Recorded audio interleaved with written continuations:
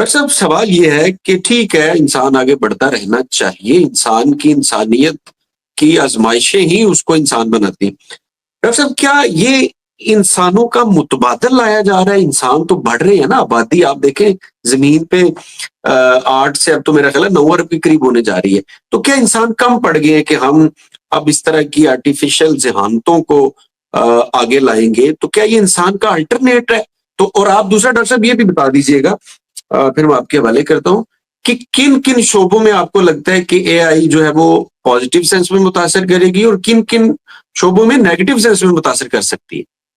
देखिए, ये जो आपका क्वेश्चन है ना कि किन किन शोबों में पॉजिटिव और नेगेटिव, कभी भी कोई भी टेक्नोलॉजी, कोई चले अल्फाजों को मैं फिर तब्दील करता हूं, कभी भी कोई भी इल्म नेगेटिव नहीं होता, कोई भी नॉलेज नेगेटिव नहीं होती। तो एआई इज नथिंग बट अ इल्म, इसके अलावा कुछ नहीं। ये एक इल्म है, एक टेक्नोलॉजी है जो नेगेटिव बजाते खुद नहीं है। हाँ, अगर कोई इसको गलत इस्तेमाल कर रहा है तो बात अलग है। जिस तरह आग, जिस तरह छुरी, जिस तरह पानी, भाई अगर पानी के अंदर किसी को डुबा दोगे तो मर जाएगा, बजाते खुद पानी गलत नहीं है।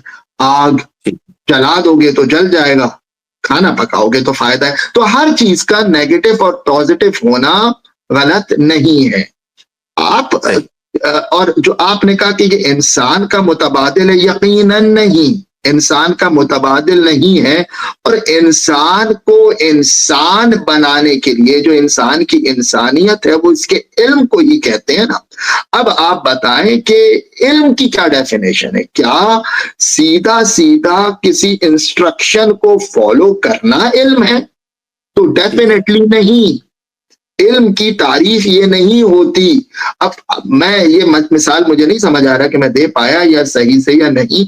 मेरा मकसद कहने का ये है कि आर्टिफिशियल इंटेलिजेंस एआई जो है वो आपके ऑप्टिमाइज करती है। यानी कि अगर आपके पास 50 चीजें हैं और आपको 50 में से एक चीज चूज करनी है तो एआई आपको वो बेस्ट चूज करके देगी। अब ये मुझे नहीं पता पाकिस्तान के अंदर, इंडिया के अंदर और हमारे इन तरह के ममालिक में ये चीज है, मगर अमेरिका के अंदर ये होना शुरू हो गया है कि आप अपना फोन उठाएं, कैमरा खोलें और एआई से पूछें, अपने आप कबर्ड में जाएं, आप डोर खोलें, आपके आपके रखे हुए हैं कपड़े रखे हुए हैं और आपने कैमरा खोल के एआई से पूछा ये बताओ कि आज मैं कौन सा सूट पहनूं। वो आपसे पूछेगा तुम्हें जाना कहाँ है? मुझे जाना है, आज मेरी एक मीटिंग है। कितने बजे है? आपकी मीटिंग किधर है? मेरी मीटिंग आज जो है ना वो आज जो है वो पार्क में है। अज्यूम कर रहा हूं, मैं एक सिनेरियो क्रिएट कर रहा हूं। मैंने उसको सिर्फ ये बताया बस। अब वो ढूंढ के आपको कपड़े वो बताएगा। क्यों? किस बेस के ऊपर? वो देखेगा आज का मौसम कैसा है, क्योंकि आपको पता है इंटरनेट से आजकल वेदर फोरकास्टिंग बहुत अच्छी होती है, बड़ी एक्यूरेट होती है। मौसम कैसा है, टाइम आपकी मीटिंग का क्या है, लोग कौन कौन है मीटिंग में, आपके बारे में वो पहले ही सब कुछ जानता है कि आपकी हाइट क्या है, आपका कलर क्या है, आपकी बॉडी स्ट्रक्चर क्या है। उसके पास ये पहले ही डेटा मौजूद है। आपकी बॉडी के स्ट्रक्चर के रिस्पेक्टिवली, वेदर के रिस्पेक्टिवली, माहौल के रिस्पेक्टिवली वो आपको बेस्ट सूट निकाल के दे रहा है। अब आप ये बताएं, पहले ये काम कौन करता था? पहले आपका भाई, बहन, बीवी, माँ, बाप ये काम करते थे। और क्योंकि उसके अंदर अब कोई मुझसे मेरी वाइफ अगर पूछे तो मैं कहूँ भाई ये वाला पहन लो, ये वाला पहन लो, मैं ये चीजें नहीं कंसिडर करूंगा।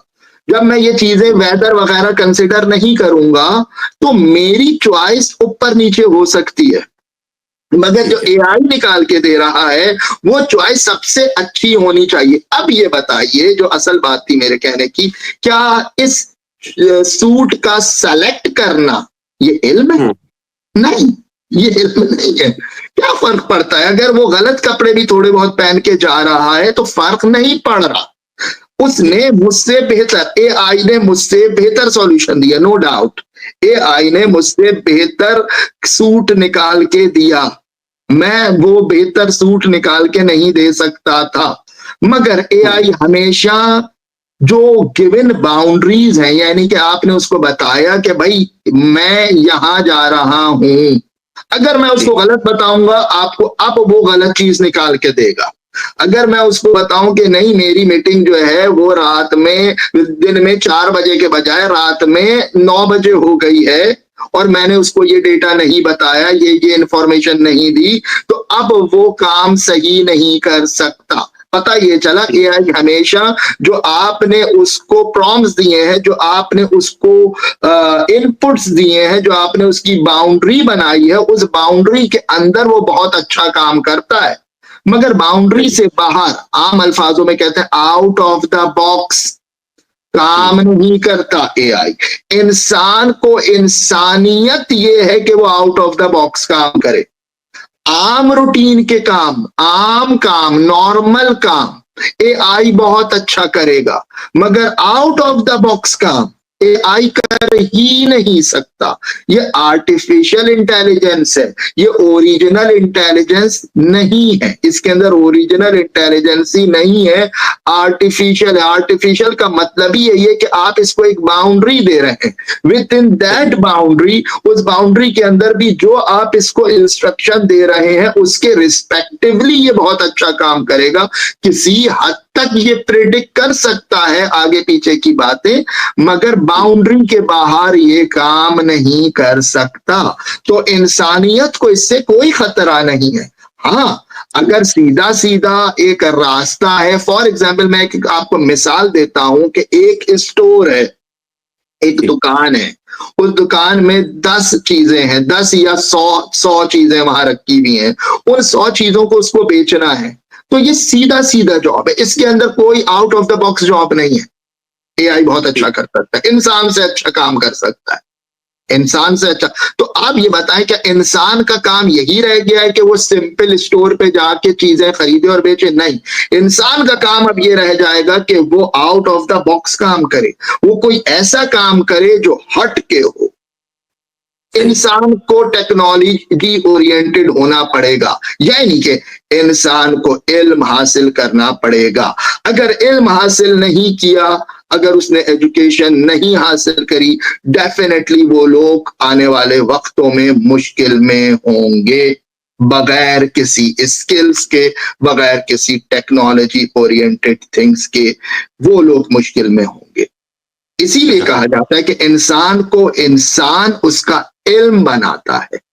तो जिसके पास इल्म होगा, नॉलेज होगी, डेफिनेटली उसको कोई प्रॉब्लम नहीं, और जो इल्म से दूर होगा यकीनन उसके लिए मुश्किलात होंगी आने वाले वक्त के अंदर। तो इंसानियत को कोई खतरा नहीं है, ये ना समझा जाए कि इंसानियत को इसमें कोई खतरा है। जी जी, ठीक है डॉक्टर साहब, बहुत शुक्रिया।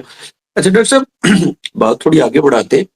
डॉक्टर साहब, चूंकि आप इस फील्ड के अंदर काम भी कर रहे हैं और आपकी एक्सपर्टी है, आपका सब्जेक्ट के तौर पे आप इसको पढ़ा रहे हैं, आज का नौजवान जो है ना, मैं जब देखता हूँ स्टूडेंट हमसे भी राब्ता करते हैं जी, सब्जेक्ट चॉइस के हवाले से कि क्या इंतखाब किया जाए।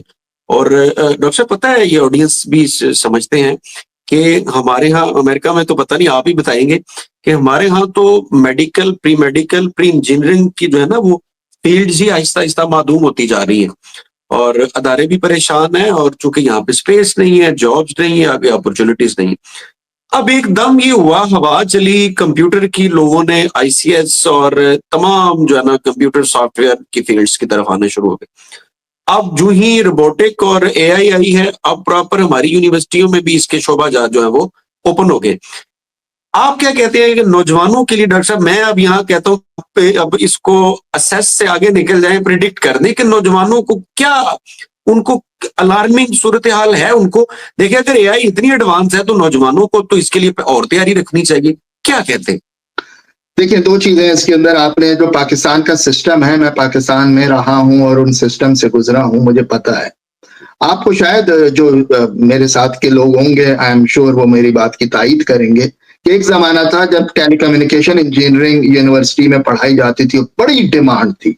आजकल यूनिवर्सिटी से टेलीकम्युनिकेशन इंजीनियरिंग खत्म हो गई है, ये मैं पाकिस्तान की बात कर रहा हूँ।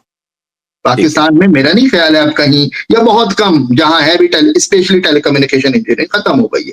इतनी ज्यादा डिमांड थी, इतनी ज्यादा डिमांड थी। ये उस जमाने की बात है जब ये नई नई टेलीकॉम इंडस्ट्री पाकिस्तान में इंट्रोड्यूस हो रही थी।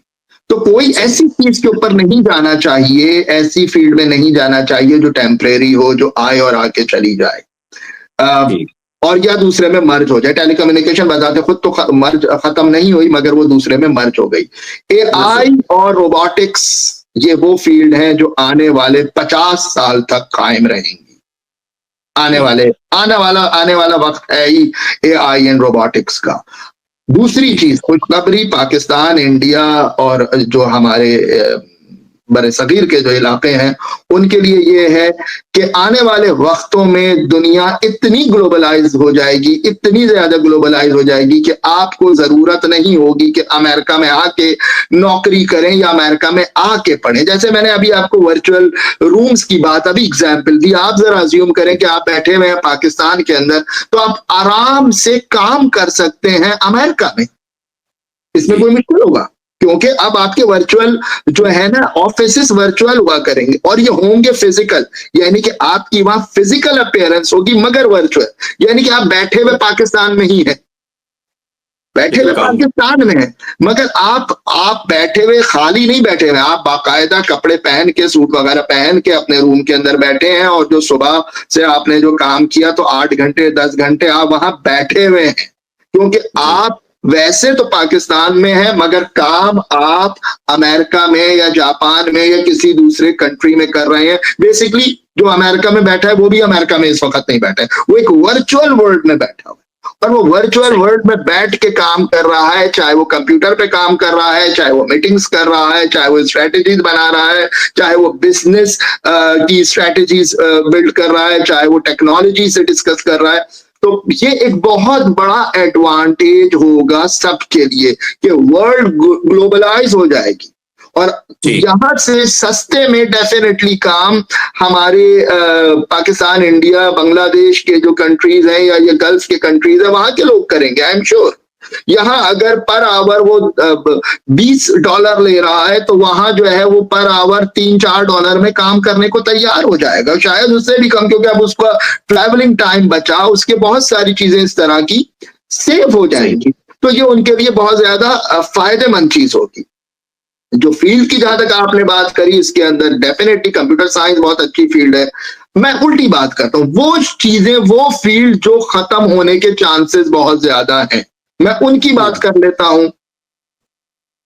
फाइनेंस की फील्ड्स बहुत जल्दी खत्म हो जाएंगी।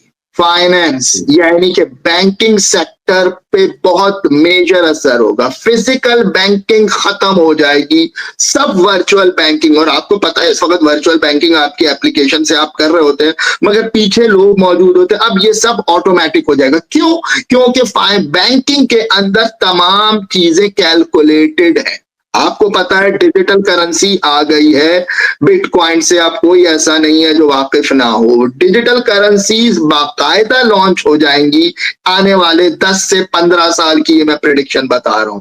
10 से 15 साल के अंदर फिजिकल करेंसी समझे ना होने के बराबर होगी। जब फिजिकल करेंसी ना होने के बराबर होगी तो फिजिकल बैंकर का होना जरूरी नहीं होगा।